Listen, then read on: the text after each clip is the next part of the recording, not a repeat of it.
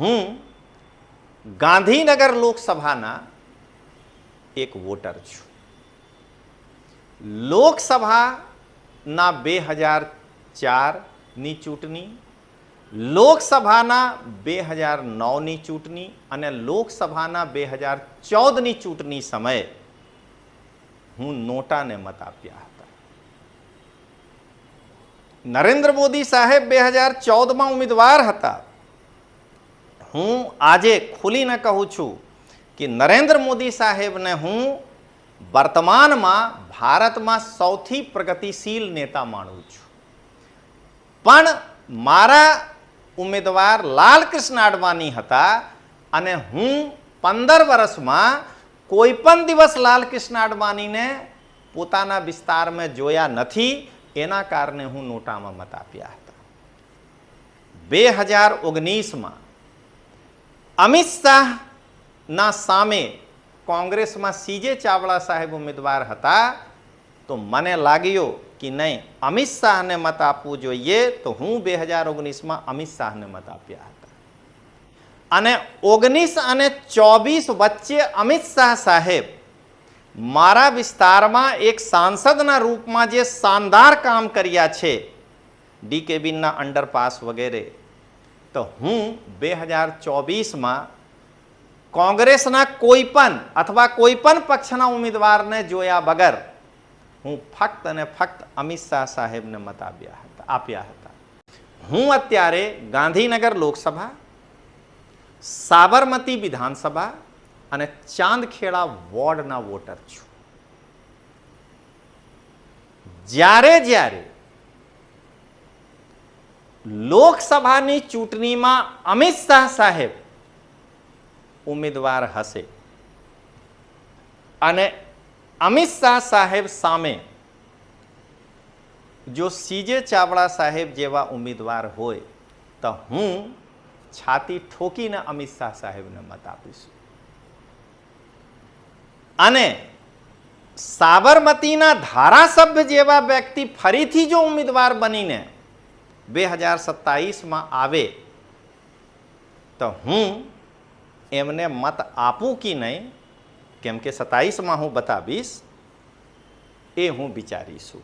પણ 22માં હું એમને મત એના કારણે આપ્યા હતા કે કોંગ્રેસ અને આમ આદમી પાર્ટીના ઉમેદવાર આ ધારાસભ્ય સામે નબળા હતા. લેકિન 27માં હું મત આપીશ કે નહીં, હું અત્યારે દુવિધામાં છું. અને સ્થાનિક સ્વરાજની ચૂંટણીમાં હવે પેનલમાં કોણ આવશે, કેમ કે પહેલે ઉમેદવાર તો હોવા જોઈએ ને, તો આ પેનલ જોઈને હું ડિસાઈડ કરીશું કે હું આ ઉમેદવારને મત આપું કે નહીં આપું. ગુજરાતની જનતા એક વખત વિચારજો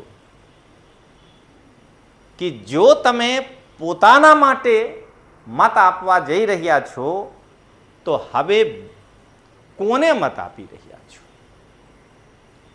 શું ગુજરાતની જનતા કોઈ પણ પક્ષ હોય તે પક્ષને ના ડિગ્રી ચોર ઉમેદવારને મત આપી રહ્યા છો, કે કોઈ પણ પક્ષ હોય એમના કટકીબાજ નેતાને મત આપી રહ્યા છો, કે એવા નેતાને મત આપી રહ્યા છો જે પોતાના પક્ષના સરમુખત્યાર શાહ ભ્રષ્ટાચારી નેતા એટલે આકા સામે 75 ડિગ્રી નમી રહ્યા છે. સ્થાનિક સ્વરાજની ચૂંટણી દરમિયાન એક પક્ષના કટકીબાજ ડિગ્રી ચોર જેવા નેતા તમારા પાસે આવશે અને કહેશે આ પક્ષમાં ભાઈ ભત્રીજાવાદ છે, મારા પક્ષમાં નહીં. તો એક વખત આ વ્યક્તિના બોચી પકડીને તમે પૂછજો કે ભાઈ તું ધારાસભ્ય છે તો તારી બાયરીની ટિકિટ કેવી રીતે ફાઇનલ થઈ? તું પોતાની પત્નીને ટિકિટ કેમ આપ્યા? બીજા કોઈ આદિવાસી મહિલાને કેમ નહીં આપ્યા? અને ડિગ્રી ચોરને તો તમે બોચી પકડીને એ પૂછજો કે ભાઈ તમારા પાર્ટીમાં જે મુખ્ય આકા છે તમારા મોહમ્મદ ગોરી, કેમ કે તમે ઇલ્તુત્મિશ છો, તો મોહમ્મદ ગોરી પોતાની પત્નીને સ્ટાર પ્રચારક કેમ બનાવ્યા હતા અને જે ખુરશી ઉપર બેસીને તમે જનતાને સંબોધતા હતા એ ખુરશી ઉપર બીજા કોઈ નહીં બેસી શકે, પણ તમારી બૈરી બેસીને સંબોધ્યા છે. શું આ ભાઈ ભત્રીજાવાદ નથી? જનતાને લોકતાંત્રિક આવાજના રાષ્ટ્રીય સંયોજક રજનીશસિંહ તોમરના પ્રેમ ભર્યા નમસ્કાર. દોસ્તો, હોઈ શકે છે કે આ વિડિયો અપલોડ યુટ્યુબ પર હોતા હોતા સ્થાનિક સ્વરાજની ચૂંટણી આવી જાય ની ઘોષણા થઈ જાય, અથવા બહુ ટૂંક સમયમાં ગુજરાતમાં સ્થાનિક સ્વરાજની ચૂંટણીની ઘોષણા થવાની શક્યતા છે. તો આજે હું ગુજરાતની જનતા માટે સ્પેશિયલ આ વિડીયો લઈને આવી રહ્યા છું. તો આજના વિડીયોના શીર્ષક છે કે જનતા પોતે વિચારો કે લોકશાહીના રાજા કોણ છે, તમે છો આ કે તમે ગુમરાહ કરવાવાળા વિવિધ રાજકીય પક્ષોના ઉમેદવાર છે. સ્થાનિક સ્વરાજની ચૂંટણીમાં વોટ આપતા પહેલા આગળ જે હું મુદ્દા બતાવી રહ્યા છું, ગુજરાતની જનતા તમે એક વખત વિચારજો. તો અહીંયા હું એક પંચ કહેવા માંગુ છું.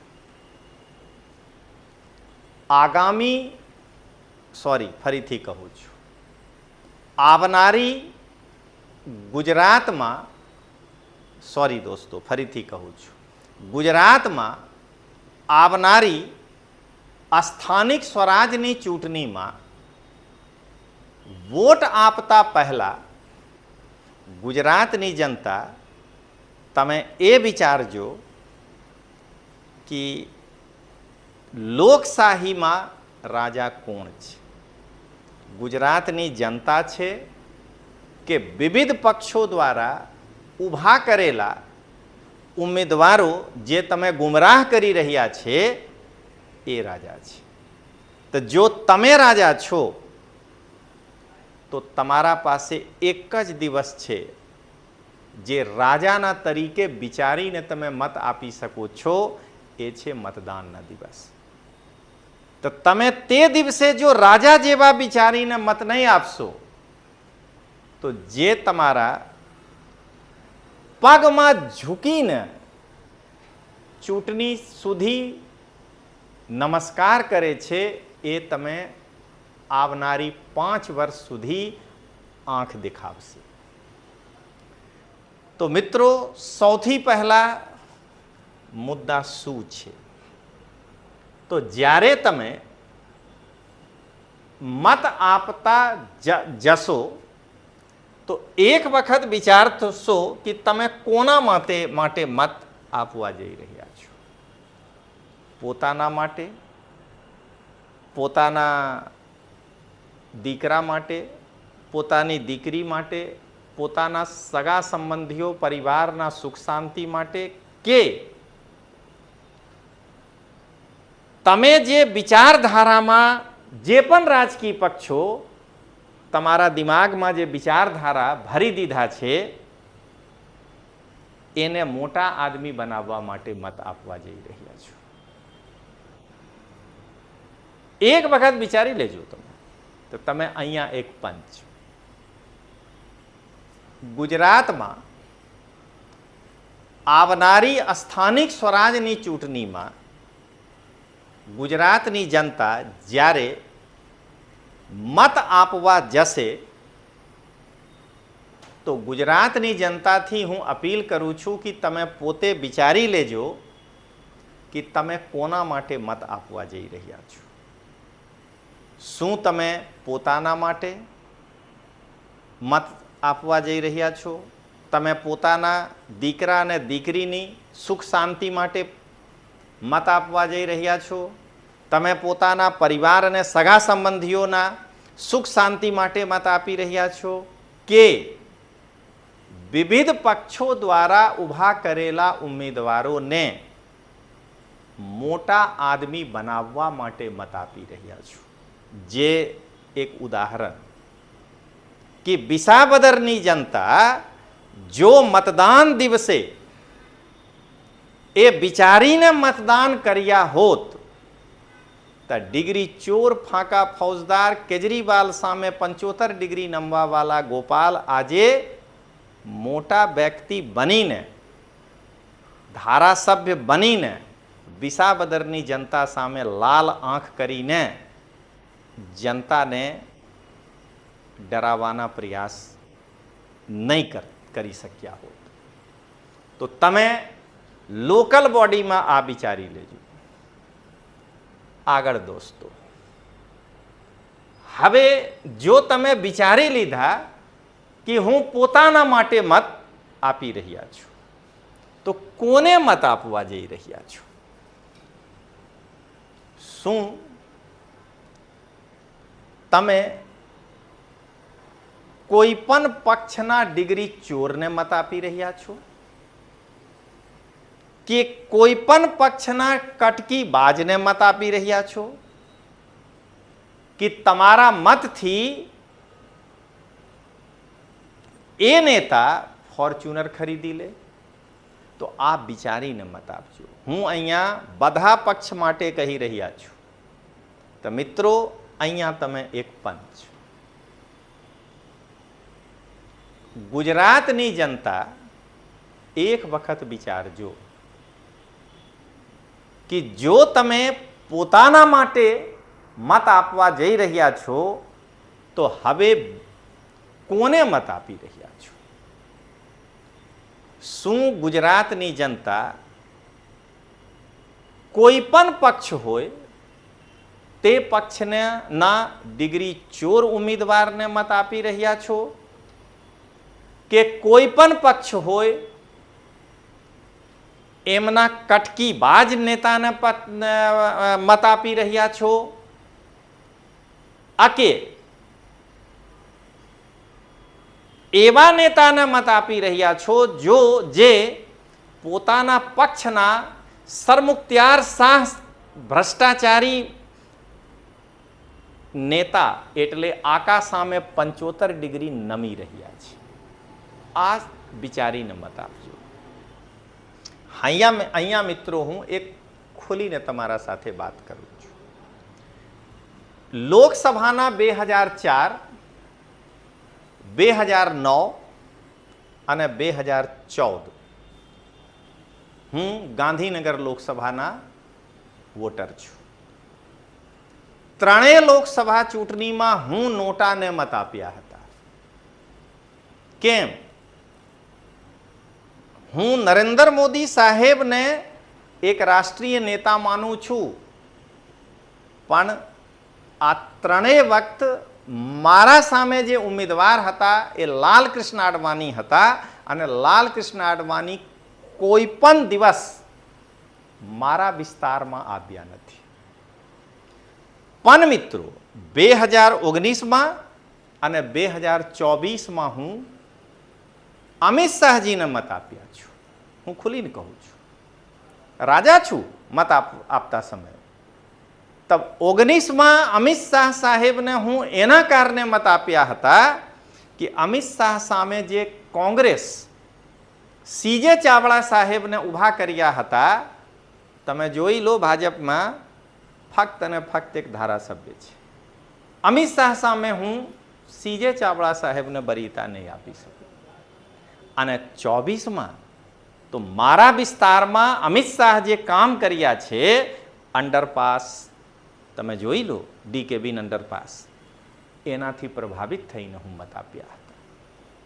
તો કોને મત આપી રહ્યા છો? આ બહુ અગત્યના છે. મિત્રો, અહીંયા હું એક પંચ કહેવા માંગુ છું. હું લોકસભા 2004 લોકસભા ચૂંટણી 2009 અને લોકસભા ચૂંટણી 2014માં વડાપ્રધાનના ઉમેદવાર નરેન્દ્ર મોદી સાહેબ હોવા છતાં હું ગાંધીનગર લોકસભામાંથી આવું છું. હું ગાંધીનગર લોકસભામાં નોટાને મત આપ્યા હતા. મિત્રો, અહીંયા હું એક પંચ કહેવા માંગુ છું. તમે ધ્યાનથી સાંભળજો. હું ગાંધીનગર લોકસભાના એક વોટર છું. લોકસભાના 2004ની ચૂંટણી, લોકસભાના 2009ની ચૂંટણી અને લોકસભાના 2014ની ચૂંટણી સમયે હું નોટાને મત આપ્યા હતા. નરેન્દ્ર મોદી સાહેબ 2014માં ઉમેદવાર હતા. હું આજે ખુલીને કહું છું કે નરેન્દ્ર મોદી સાહેબને હું વર્તમાનમાં ભારતમાં સૌથી પ્રગતિશીલ નેતા માનું છું. પણ મારા ઉમેદવાર લાલકૃષ્ણ આડવાણી હતા અને હું 15 વર્ષમાં કોઈ પણ દિવસ લાલકૃષ્ણ આડવાણીને પોતાના વિસ્તારમાં જોયા નથી. એના કારણે હું નોટામાં મત આપ્યા હતા. 2019માં અમિત શાહના સામે કોંગ્રેસમાં સીજે ચાવડા સાહેબ ઉમેદવાર હતા. તો મને લાગ્યું કે નહીં, અમિત શાહને મત આપવું જોઈએ. તો હું 2019માં અમિત શાહને મત આપ્યા હતા. અને 19 અને 24 વચ્ચે અમિત શાહ સાહેબ મારા વિસ્તારમાં એક સાંસદના રૂપમાં જે શાનદાર કામ કર્યા છે, ડીકેબીના અંડરપાસ વગેરે, તો હું 2024માં કોંગ્રેસના કોઈ પણ અથવા કોઈ પણ પક્ષના ઉમેદવારને જોયા વગર હું ફક્ત અને ફક્ત અમિત શાહ સાહેબને મત આપ્યા હતા. તો આવી રીતે ઉમેદવારના સિલેક્શન કરીને મત આપો. આગળ વધીએ દોસ્તો. તમારો મુદ્દો શું છે? હોઈ શકે છે કે કોઈ વ્યક્તિના મુદ્દા રોડ હોય તો તમે તમારા વિસ્તારના રોડના પ્રોગ્રેસ જોઈને મત આપો. કોઈના મુદ્દા શિક્ષા હોઈ શકે છે તો તમે પોતાના વિસ્તારમાં સ્કૂલના જોઈને. આ નહીં કે જુદી જુદી પાર્ટીના ઉમેદવાર જે મુદ્દા લઈને આવે આ મુદ્દાથી દિગ્ભ્રમિત થઈને તમે મત આપો. ઉમેદવાર આવશે, હું દિલ્હીમાં સ્કૂલ બનાવ્યા છું. અરે દિલ્હીમાં બનાવ્યા છે જ્યાં અહીંયા 5 વર્ષમાં તમારા પક્ષના કોર્પોરેટર કેટલાક સ્કૂલ બનાવ્યા છે? તમારા ધારાસભ્ય 6 મહિનામાં કેટલાક સ્કૂલ બનાવ્યા છે? નથી. ગેરભેગી થાઓ. તમારા પોતાના મુદ્દા હોવું જોઈએ. ઉમેદવારના મુદ્દાથી ગુમરાહ થતા નહીં. તો મિત્રો, હું અહીંયા એક પંચ કહેવા માંગુ છું. સ્થાનિક સ્વરાજની ચૂંટણીમાં મત આપતા વખતે તમે પોતાના મુદ્દા વિચારજો. રાજકીય પક્ષના ઉમેદવાર જે મુદ્દા લઈને આવશે કે અહીંયા રોડ નથી, અહીંયા સ્કૂલ નથી, તો સિર્ફ અને સિર્ફ આરોપ લગાવવાથી જો તમે એમના મુદ્દા પર મત આપશો તો તમારા વિસ્તારમાં વિકાસ નહીં થાય. કેમ કે એક રાજકીય પક્ષ આવશે, કહેશે કે હું તો દિલ્હીમાં સ્કૂલ બનાવી દીધા છું. અરે ભાઈ, 2022થી 2027 હવે આવી જશે. 5 વર્ષમાં તમારા 5 ધારાસભ્ય કેટલાક સ્કૂલ ગુજરાતમાં બનાવ્યા પોતાના MLA ફંડથી. સુરતમાં જે તમારા કોર્પોરેટર હતા, હું કહેવા નથી માંગતો મિત્રો, ફક્ત 8 પાસ 9 પાસ 10 પાસ છે, આના વિશે શું કહું. પણ આ કોર્પોરેટર પોતાના વિસ્તારમાં કેટલાક સ્કૂલ બનાવ્યા છે, આ જોઈને મત આપજો. તો મિત્રો, ત્યાર પછી જો તમે મત આપવા જશો તો એક વાર જોઈ લેશો કે ઉમેદવાર ગિરગિટ અથવા બહરૂપિયા તો નથી. એટલે તમારા સામે ભાષણ આપશે આ પક્ષમાં લોકશાહી નથી. અરે ભાઈ, તું પોતે 14 વર્ષથી રાષ્ટ્રીય સંયોજક બનીને પક્ષની ખુરશી ઉપર અજગરના જેવા બેસી ગયા છો. તમે શું બોલી રહ્યા છો? બહરૂપિયા છો. તમે જેલ ગયા હતા ને, નવા જે મુખ્યમંત્રી બન્યા હતા એને તમે મુખ્યમંત્રીની ખુરશી ઉપર બેસવા નહીં દીધા હતા. તો શું ગુજરાતમાં આવીને ફાંકા ફોજદારી કરી રહ્યા છો? પંજાબમાં કિસાન ઉપર લાઠી બરસાવો છો, ગુજરાતમાં આવીને કિસાન સામે ઘડિયાળી આંસુ બહાવો છો. આને કહેવાય ગિરગિટ અથવા બહરૂપિયા. તો મિત્રો, તમારા સામે એક બહરૂપિયા એટલે નહીં મિત્રો, પહેલે પંચ. તો તમે એક પંચ જોઈ લો. તમારા સામે એક પક્ષના બહરૂપિયા અથવા ગિરગિટ આવશે અને તમે કહેશે ગુજરાતમાં લોકશાહી નથી, તાનાશાહી ચાલી રહ્યા છે. તમે એક વખત એમનાથી પૂછજો કે ભાઈ 14 વર્ષમાં તું પોતે પોતાના પાર્ટીમાં સરમુખત્યાર શાહ બનીને રાષ્ટ્રીય સંયોજકના પદ ઉપર બેસી ગયા છો. આથી વધારે લોકશાહીના ખતરા કોનાથી થઈ શકે છે? અને એ પણ પૂછજો કે ભાઈ લોકશાહી દિલ્હીમાં તે દિવસ ક્યાં હતા જ્યારે તમે જેલ ગયા હતા અને એક મહિલા મુખ્યમંત્રી તમે બનાવ્યા હતા. એ મુખ્યમંત્રીને તમે કોઈ પણ દિવસ મુખ્યમંત્રીની ખુરશી પર કેમ બેસવા નથી દીધા? આગળ વધીએ દોસ્તો. તમારા પાસે આવશે, કહેશે આ પક્ષમાં ભાઈ ભત્રીજો વાદ છે, તમે મારા પક્ષને જોઈ લો. તો મિત્રો યાદ રાખજો, આવા બહરૂપિયા થી પૂછજો તમે કે ભાઈ એક ધારાસભ્યની પત્નીને જિલ્લા પંચાયતમાં ટિકિટ કેમ આપી રહ્યા છો? અને એ પણ પૂછજો કે સરમુખત્યાર શાહ દિલ્હીમાં પોતાની પત્નીને સ્ટાર કેમ્પર કે સ્ટાર પ્રચારક કેમ બનાવ્યા હતા? તો દોસ્તો, અહીંયા એક પંચ કહું છું.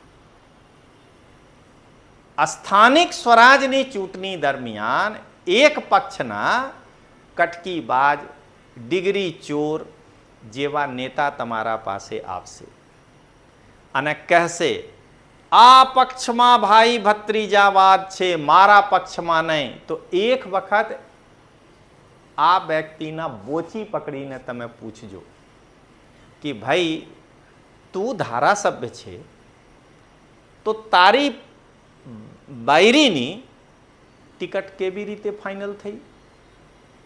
તું પોતાની પત્નીને ટિકિટ કેમ આપ્યા? બીજા કોઈ આદિવાસી મહિલાને કેમ નહીં આપ્યા? અને ડિગ્રી ચોરને તો તમે બોચી પકડીને એ પૂછજો કે ભાઈ તમારા પાર્ટીમાં જે મુખ્ય આકા છે તમારા મોહમ્મદ ગોરી, કેમ કે તમે ઇલ્તુત્મિશ છો, તો મોહમ્મદ ગોરી પોતાની પત્નીને સ્ટાર પ્રચારક કેમ બનાવ્યા હતા? અને જે ખુરશી ઉપર બેસીને તમે જનતાને સંબોધતા હતા એ ખુરશી ઉપર બીજા કોઈ નહીં બેસી શકે, પણ તમારી બાયરી બેસીને સંબોધ્યા છે. શું આ ભાઈ ભત્રીજાવાદ નથી? તો મિત્રો, આ જોઈને જો તમે મત આપશો તો તમારા સંસાર સુખી રહેશે, તમે સુખી રહેશો, તમારા પરિવાર સુખી રહેશે. અને જો તમે આ જોયા વગર મત આપશો તો તમે સુખી રહેશો કે નહીં કહેવાની જરૂર નહીં. હવે અંતિમ પંચ સાથે હું પૂરું કરું છું. એકદમ વ્યવહારિક ઉદાહરણ સાથે મિત્રો હું કહું છું. હું અત્યારે ગાંધીનગર લોકસભા, પહેલા તમે આ પંચના રૂપમાં જુઓ. હું અત્યારે સોરી મિત્રો, ફરીથી કહું છું, હું અત્યારે ગાંધીનગર લોકસભા, સાબરમતી વિધાનસભા અને ચાંદખેડા વોર્ડના વોટર છું. જ્યારે જ્યારે લોકસભાની ચૂંટણીમાં અમિત શાહ સાહેબ ઉમેદવાર હશે અને અમિત શાહ સાહેબ સામે જો સીજે ચાવડા સાહેબ જેવા ઉમેદવાર હોય તો હું છાતી ઠોકીને અમિત શાહ સાહેબને મત આપીશ. અને સાબરમતીના ધારાસભ્ય જેવા વ્યક્તિ ફરીથી જો ઉમેદવાર બનીને 2027માં આવે તો હું એમને મત આપું કે નહીં, કેમ કે 27માં હું બતાવીશ, એ હું વિચારીશું. પણ 22માં હું એમને મત એના કારણે આપ્યા હતા કે કોંગ્રેસ અને આમ આદમી પાર્ટીના ઉમેદવાર આ ધારાસભ્ય સામે નબળા હતા. લેકિન 27માં હું મત આપીશ કે નહીં, હું અત્યારે દુવિધામાં છું. અને સ્થાનિક સ્વરાજની ચૂંટણીમાં હવે પેનલમાં કોણ આવશે, કેમ કે પહેલે ઉમેદવાર તો હોવા જોઈએ ને, તો આ પેનલ જોઈને હું ડિસાઈડ કરીશું કે હું આ ઉમેદવારને મત આપું કે નહીં આપું. તો તમે પણ આવી રીતે જો મત આપશો તો દેશના વિકાસ અવશ્ય થશે. તો ચાલો મિત્રો મળીએ. જય હિન્દ, જય જય ગરવી ગુજરાત.